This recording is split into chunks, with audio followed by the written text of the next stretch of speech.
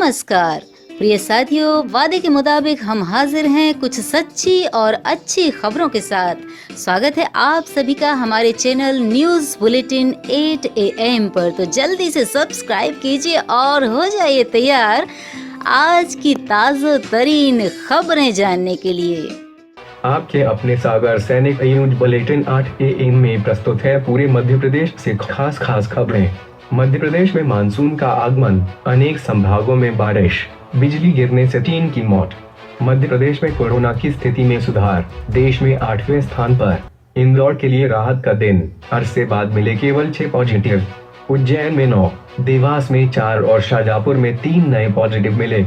सागर में कोरोना से 16 हुई मौत। घटिया सैनिटाइजर के उपयोग से हो रहा त्वचा रोग। कोरोना काल में साइबर अपराधी सक्रिय, पुलिस लिखी कार से शराब जब्त।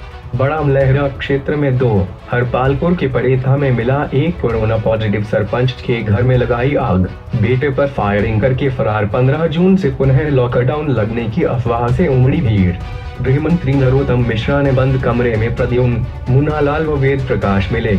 सोशल डिस्टेंसिंग में चूक, तहसीलदार को नोटिस।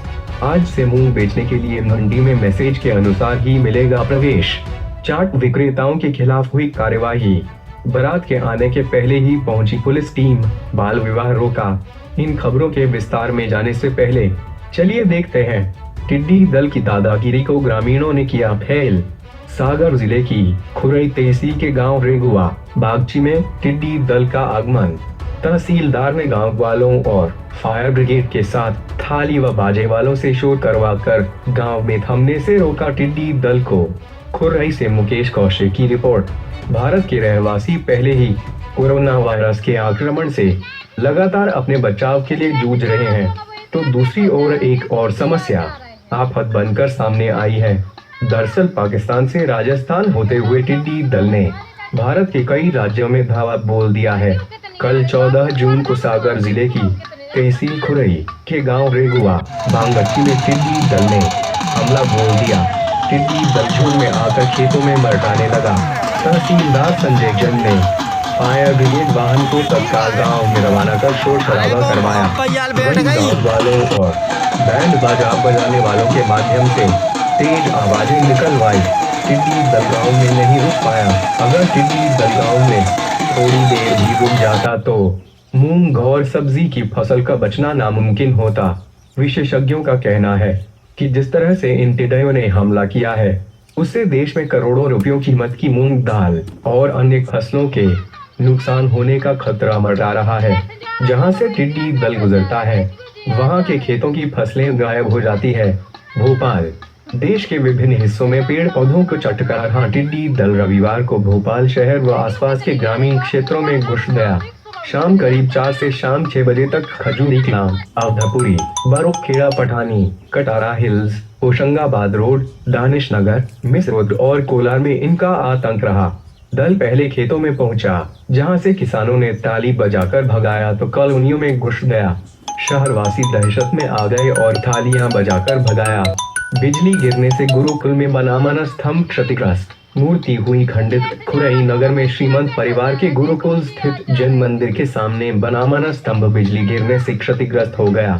दोपहर लगभग 1 बजे अचानक आकाशीय बिजली गिरने से मान स्तंभ पर विराजमान मूर्तियां खंडित हो गईं। जैसे ही घटना की जानकारी समाज के लोगों को लगी, वे गुरुकुल पहुंचे। धर्मेंद्र कुमार भी मौके पर पहुंचे और जायजा लिया। इसके बाद प्राचीन दिगंबर जैन मंदिर में विराजमान मुन्ने सिंह को घटना के बारे में जानकारी दी। सभी जैन मंदिरों में नवकार मंत्र का पाठ किया। उल्लेखनीय है, गुरुकुल स्थित मानस स्तंभ का निर्माण 1975 में जैन समाज द्वारा निर्मित किया गया था। और अब प्रस्तुत है मध्य प्रदेश की खबरें विस्तार से। भोपाल, दक्षिण पश्चिम मानसून ने रविवार को मध्य प्रदेश में अपनी आमद दर्ज करा दी। मौसम विज्ञानियों के मुताबिक महाराष्ट्र के नंदुरबार से आगे बढ़कर रविवार को मानसून इंदौर, होशंगाबाद एवं जबलपुर संभाग के कुछ हिस्सों में प्रवेश कर गया। उधर बंगाल की खाड़ी से आगे बढ़ा कम दबाव का क्षेत्र पूर्वी मध्य पर आकर ऊपरी हवा के चक्रवात में तब्दील हो गया है। इससे जबलपुर, रीवा, शहडोल संभाग के जिलों में अच्छी बरसात के आसार हैं। भोपाल स्थित मौसम विज्ञान केंद्र के प्रवक्ता के मुताबिक मानसून की उत्तरी सीमा सूरत, नंदुरबार, बैतूल, सिवनी, पेंद्रा रोड, अंबिकापुर, गया और पटना तक गई है। मंडला जिले के बीजा डांडी थाना क्षेत्र के मनेरी चौकी अंतर्गत 2 अलग अलग घटनाओं में बिजली गिरने से 2 लोगों की मौत हो गई। मनेरी पुलिस चौकी प्रभारी उसराठे ने बताया कि रविवार शाम करीब 6 बजे पंडिया गांव में खेत की जुताई कर रहे किसान कमल सिंह मरावे 56 की बिजली गिरने से मौत हो गई। दूसरी घटना भी मनेरी चौकी क्षेत्र में ही गौराम बाबा पहाड़ी में हुई, जहां कंधीलाल 50 पुत्र रामलाल उइके की मौत हो गई। बैरसिया बिजली गिरने से युवक की मौत। मृतक का नाम उमराव सिंह दोस्त के साथ शुक्ला से अपने गांव शाहपुर जा रहा था। बारिश होने की वजह से पैदल खेत में से निकलकर अपने गांव जा रहे थे दोनों। चांदा सलोई गांव के पास की घटना। बैरसिया थाना का मामला। भोपाल मध्य प्रदेश में कोरोना की स्थिति में तेजी से सुधार हुआ है। प्रदेश पूरे देश में 8वें स्थान पर आ गया है। संक्रमित व्यक्तियों के स्वस्थ होने की दर राजस्थान के बाद सर्वाधिक 71.1% मध्य प्रदेश में है। इंदौर शहर के लिए रविवार का दिन राहत भरा रहा। देर रात जारी रिपोर्ट के अनुसार इंदौर में केवल 6 कोरोना पॉजिटिव मिले हैं। आज मिले 1758 सैंपल में से 1006 सैंपल की जांच की गई। आज 101 मरीजों को स्वस्थ होने पर अस्पताल से डिस्चार्ज कर दिया गया। अब शहर में एक्टिव मरीजों की संख्या 989 है। हालांकि कल की ही तरह आज भी 4 मरीजों की कोरोना से मौत की पुष्टि हुई है और मरने वालों का आंकड़ा अब 174 तक पहुंच गया है। मालवा निमाड़ अंचल में कोरोना मरीजों की संख्या लगातार बढ़ रही है। अच्छी बात यह भी है कि बड़ी संख्या में मरीज स्वस्थ होकर घर जा रहे हैं। देवास जिले में रविवार को आए 170 रिपोर्टों में 4 मरीज पॉजिटिव मिले। शाहजहांपुर में भी 3 नए केस सामने आए। देवास जिले में नए मरीजों में से 2 कन्नौज और 1 टोंका खुर्द क्षेत्र और 1 मरीज शहर के नाहर दरवाजा क्षेत्र का है।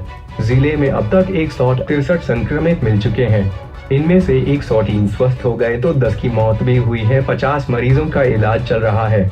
उज्जैन में 10 मरीज स्वस्थ होकर लौटे। उज्जैन में रविवार रात कोरोना संक्रमण के 9 नए केस सामने आए। जिले में अब कुल संक्रमितों का आंकड़ा 801 हो गया है। वहीं 66 लोग महामारी के कारण जान गंवा चुके हैं। हालांकि 640 मरीज ठीक भी हुए हैं। यहाँ सक्रिय मरीजों की संख्या 95 है। इनमें से 66 मरीज ऐसे हैं जिनमें कोई लक्षण नहीं है।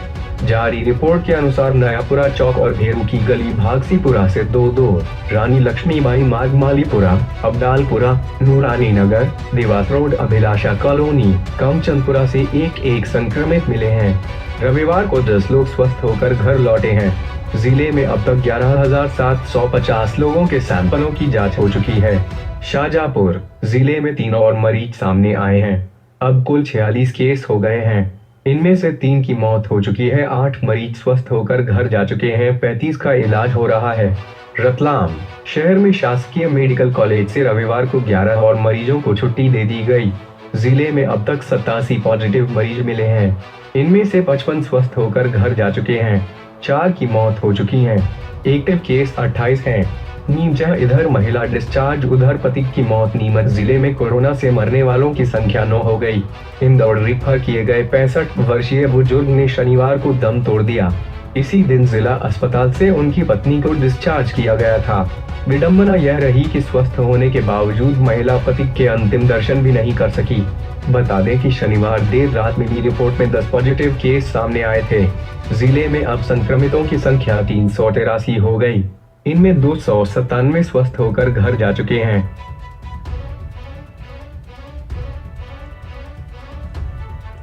इंदौर गुटखा तस्करी को बेनकाब करने के लिए चलाए गए ऑपरेशन कर्क में director general of GST intelligence (DGGI) और directorate of revenue intelligence (DRI) की कार्यवाही रविवार को भी जारी रही। दोनों केंद्रीय एजेंसियों की जांच टीमें इंदौर में 4 अलग अलग ठिकानों पर छापा मारने पहुंची। इधर जांच अधिकारियों के सामने रिमांड के दौरान तस्करी गिरोह के मोहरे विजय नायर ने कई अहम राज उगले हैं। इस मामले में जल्द ही बड़ी जानकारी सामने आने की संभावना है। टैक्स चोरी का आंकड़ा भी 1000 करोड़ के पार पहुंचने के आसार हैं। भोपाल सैनिटाइजर के उपयोग से लोग त्वचा रोग के शिकार हो रहे हैं।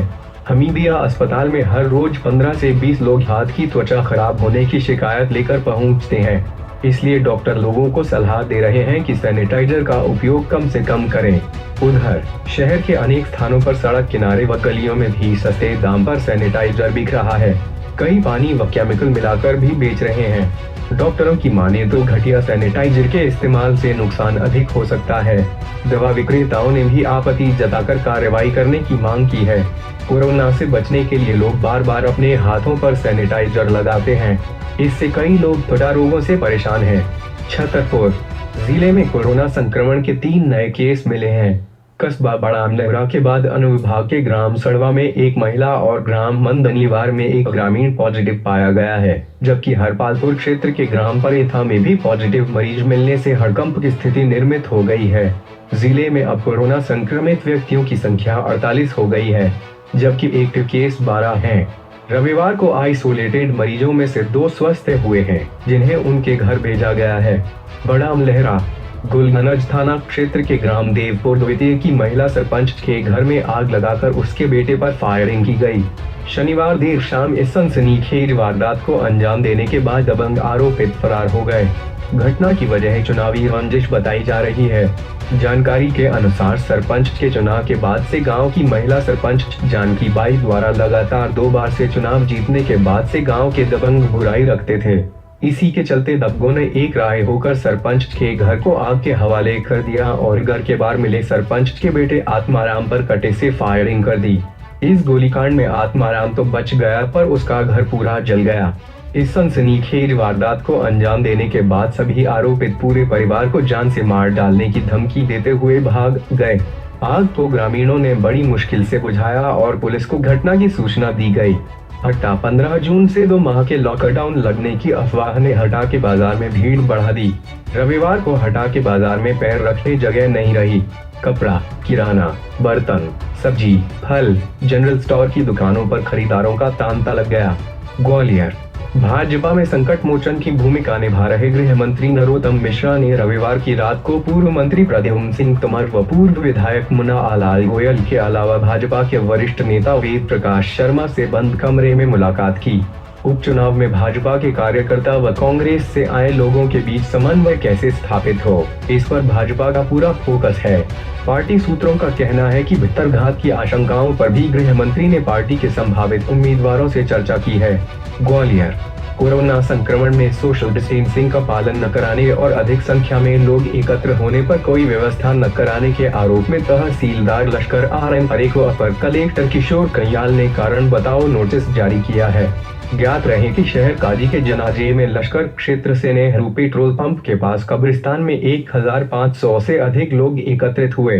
कोरोना संक्रमण पर भी आपने सोशल डिस्टेंसिंग के संबंध में कोई व्यवस्था नहीं की, जिस कारण जनाजे के दौरान एकत्रित भीड़ पर कोई प्रभावी नियंत्रण नहीं हो पाया। नोटिस में कहा गया है कि तहसीलदार द्वारा पदीय दायित्वों के संबंध में लापरवाही का प्रदर्शन किया गया। हरदा कृषि उपज मंडी समिति हरदा में 15 जून से नई व्यवस्था शुरू की जा रही है। मंडी में उन्हीं किसानों को मूंग विक्रय के लिए प्रवेश दिया जाएगा जिन्होंने मंडी की पूर्व से जारी व्यवस्था अनुसार बुकिंग कराई है।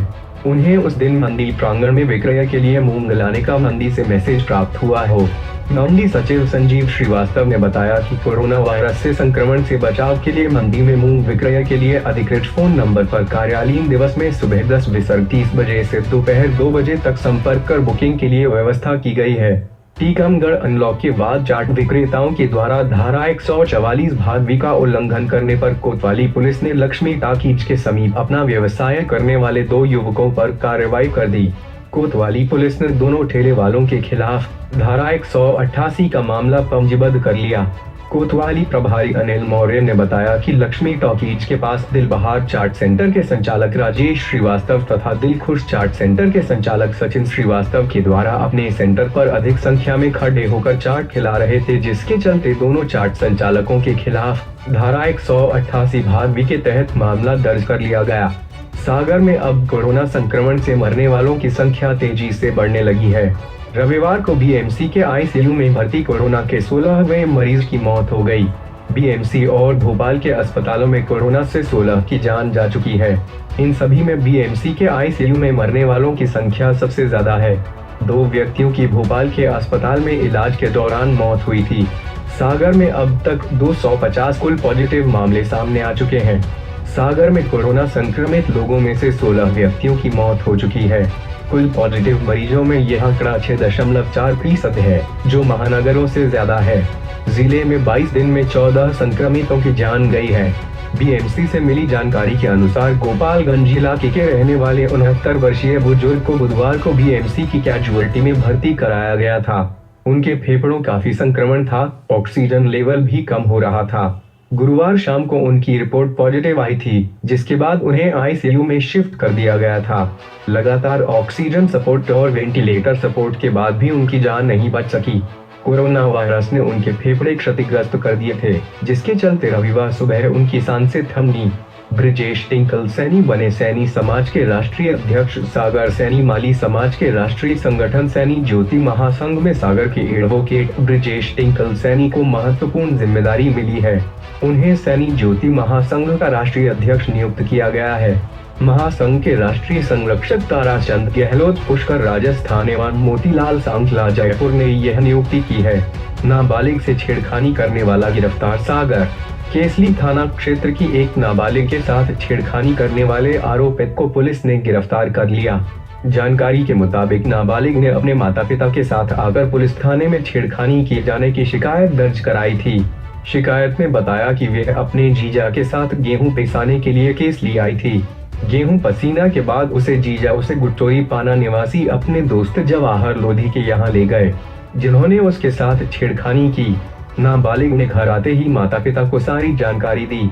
पुलिस ने नाबालिग व उसके माता पिता की शिकायत पर नाबालिग के जीजा व उसके दोस्त जवाहर लोधी पर मामला दर्ज कर लिया।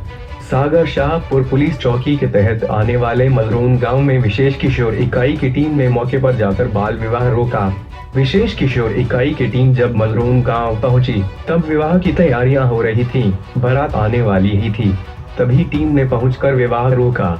इकाई की ज्योति तिवारी ने बताया कि बाल विवाह की सूचना 2 दिन पहले मिल गई थी, लेकिन बाल विवाह की सूचना देने वाले व्यक्ति को धमकियां दी जा रही थी। इसकी जानकारी एसपी अमित सांघी को देते हुए रविवार को कार्यवाही की गई। सागर साइबर अपराध और उसके बढ़ने का विकृत रूप पूर्व में धन को लेकर था, परंतु कोरोना काल में साइबर अपराधी अत्यंत सक्रिय हो गए हैं।